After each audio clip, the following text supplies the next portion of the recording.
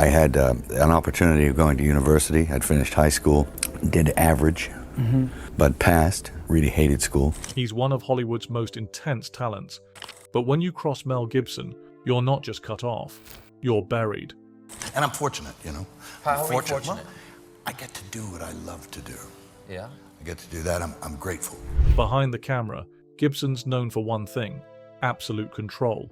Betray that trust, and he won't just drop you, he'll make sure you don't come back. From brutal war epics like Braveheart and Hacksaw Ridge, to controversial dramas like The Passion of the Christ, Mel Gibson's sets demand loyalty, submission, and total buy-in. And when someone challenges his vision, whether it's an actor, a writer, or a co-star, Gibson doesn't forget. He doesn't just hold grudges, he turns them into long-term exiles. He's worked with icons like Heath Ledger, Robert Downey Jr., Danny Glover, and Jim Caviezel. But not everyone made it out of his orbit alive. Here are 6 actors Mel Gibson completely shut out, and why he never looked back. Number 1. Jason Isaacs. Jason Isaacs played Colonel Tavington in The Patriot opposite Mel Gibson, 2 actors locked in a fiery on-screen rivalry. Back then, everything seemed routine. Gibson's intensity fueled the performance, and Isaacs respected his drive. But years later, that dynamic shifted. After Gibson's infamous public breakdown in 2006, Isaacs confronted him face-to-face at a charity event. He greeted him with, "Rabbi Gibson, how are we?" It wasn't a joke. It was a statement, cutting, calculated, and unforgettable. In an interview later, Isaacs clarified, "He's not my friend.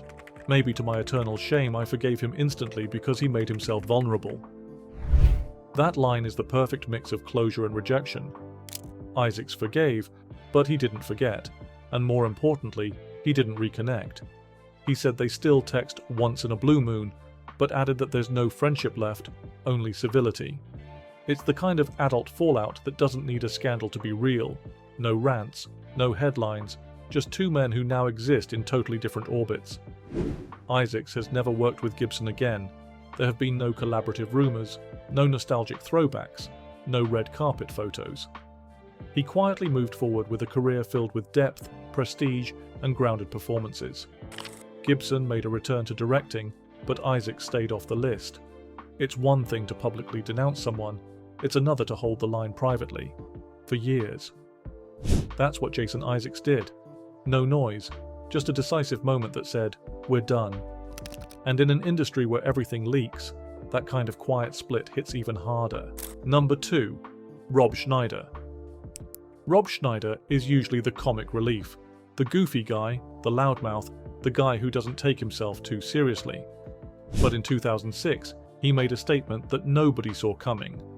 And it didn't come from a stand-up stage or an awards show, it came from a full-page open letter in Variety. Schneider wrote, "I, Rob Schneider, a half-Jew, pledge from this day forth to never work with Mel Gibson.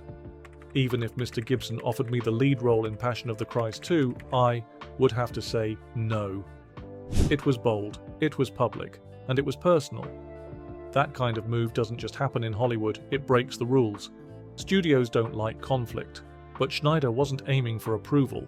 He made it clear, no comeback, no collaboration, not now, not ever. The fallout was immediate. Gibson had been lined up for a cameo in The Hangover Part 2, but cast members, including Zach Galifianakis, allegedly objected behind the scenes. Days later, his role was cancelled. Officially, the studio said it was due to creative differences. Unofficially, people knew what was really happening. Actors were refusing to share the screen with Gibson, and Schneider was one of the loudest voices. To this day, Schneider has never softened that stance. In interviews, he doubles down. He once joked that some casting calls should go to voicemail, referring to certain directors he won't work with. No names needed. Everyone knew who he meant. It was a rare moment of absolute clarity from a guy known for comedy. He didn't scream, he didn't trash talk, he just shut the door and locked it. In an industry that loves redemption arcs, Rob Schneider wrote his own ending, and it didn't include Mel Gibson. Number 3. Danny Glover. Danny Glover and Mel Gibson defined a genre together. Lethal Weapon wasn't just a buddy cop movie, it was a pop culture monument. Their chemistry was electric, their timing was flawless, and audiences believed they were inseparable. For a while, that was true. They weren't just co-stars, they were friends. But as Gibson's public image began to collapse in the 2000s, something quietly changed. Glover never attacked Gibson. He never gave dramatic interviews or made public jabs. But what he did do was equally telling. He stepped back. They stopped being seen together. Glover stopped mentioning Gibson in interviews. And most telling of all, when Lethal Weapon 5 was discussed years later, Glover didn't endorse it. He didn't show public support. He simply said, "We'll see what happens."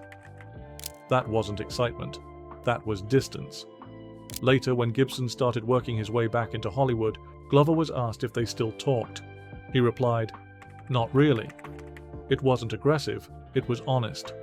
The connection had faded, and both men knew it. Gibson, for his part, did admit that Glover helped him during his lowest moments. In an interview he said, "Danny's one of the good ones. He stood by me more than most." But even that sounded like a memory, not an ongoing friendship. What's especially powerful about this fallout is how quiet it was. No drama, no headlines, just time, silence, and space. Glover never needed to say anything harsh. His absence said it all. He chose dignity. He chose calm. And in doing so, he chose not to follow Gibson back into the spotlight. In Hollywood, sometimes the loudest breakups aren't the ones on magazine covers. They're the ones where two people stop picking up the phone and let history speak for them. Number 4. Jim Caviezel. Jim Caviezel and Mel Gibson made history together. The Passion of the Christ became one of the most talked about, controversial, and financially successful R-rated films ever made. Caviezel, who played Jesus, gave a raw, brutal performance that left a permanent mark on his career, and not necessarily in a good way. Before shooting began, Gibson reportedly warned Caviezel about what was coming. In an interview, Caviezel recalled Gibson telling him, "You'll never work in this town again." It wasn't a joke, it was a warning, and it turned out to be right. After The Passion, Caviezel's mainstream career stalled. Offers slowed down. Major studios kept their distance, and although Caviezel always stood by the role and the film, the price he paid was steep. What made things more complicated was that Gibson didn't offer him many lifelines. For years after The Passion, Gibson made films like Apocalypto, Hacksaw Ridge, and Get the Gringo, but Caviezel was nowhere to be seen. No cameos, no collaborations, nothing. Caviezel later said, "My silence was my fault," alluding to missed opportunities and misunderstandings between them. He added, "I love Mel Gibson. I'd work with him again in a heartbeat." But the call never came. Even when talk of the Passion sequel began to surface, The Resurrection, Gibson stayed quiet about casting. Caviezel said he was involved, but no filming started for years. The delay wasn't just production issues, it reflected how complicated their relationship had become. It wasn't hate, it wasn't a feud, it was something colder. Disconnect. Mel Gibson gave Caviezel his most iconic role, and then he disappeared from his life. In an industry built on loyalty and favors, that kind of silence carries weight. And for Caviezel, the man who played Christ was left behind by the director who made him immortal. Number 5. Joe Esther. Joe Esther isn't just a screenwriter, he's the guy behind some of Hollywood's most provocative scripts, including Basic Instinct and Showgirls. So when Mel Gibson brought him in to write a biblical epic about Jewish warrior Judah Maccabee, it was headline news. Warner Brothers was backing it, Gibson was set to direct, and Esterhus had one job: deliver the script. What followed was a full-blown creative disaster. Months into development, Esterhus submitted the first draft. Gibson hated it. The project stalled.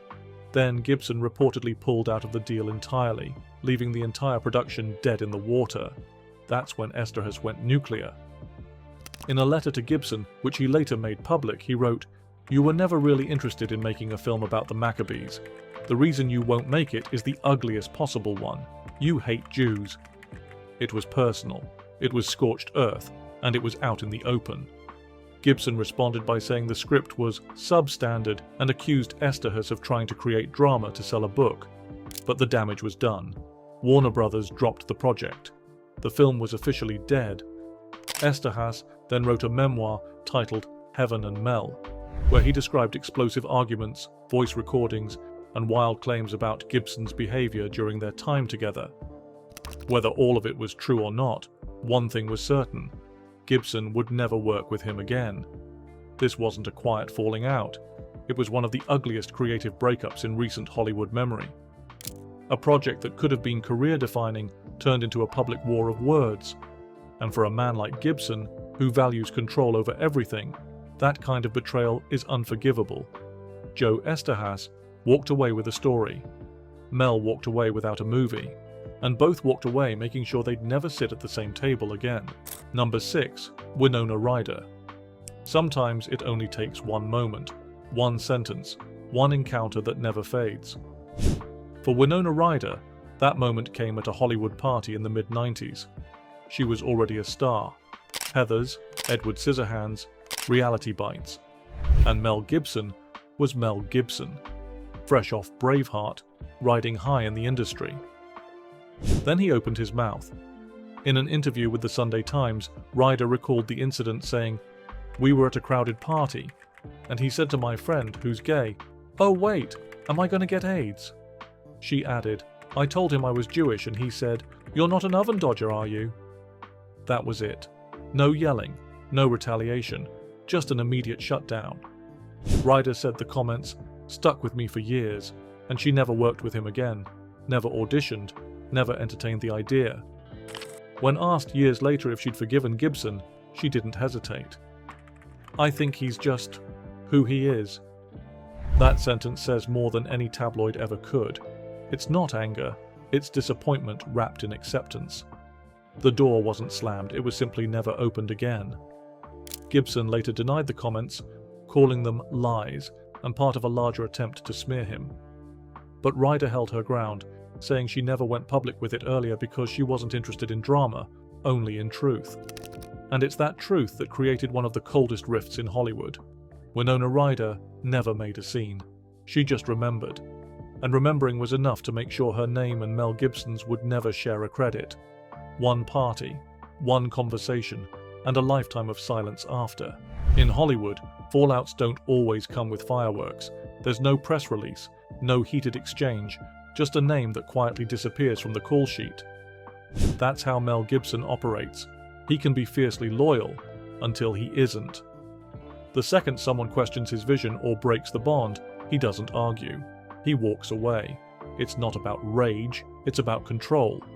The same intensity he pours into directing, he expects in return from everyone around him. What's surprising is how many people would still jump at the chance to work with him. Because for all the chaos, Gibson's films work. They hit hard, they make careers. Just ask Andrew Garfield, ask Vince Vaughn, ask Jim Caviezel if he ever gets that call again. But the difference between those who stayed and those who got dropped, it comes down to trust, to loyalty, to silence when it matters most. Everyone else? One chance. No second takes. If you found this peek behind the curtain fascinating, make sure you hit subscribe. We've got more real studio tales coming your way, the kind you never hear in interviews, and the ones no one dares to put on the record.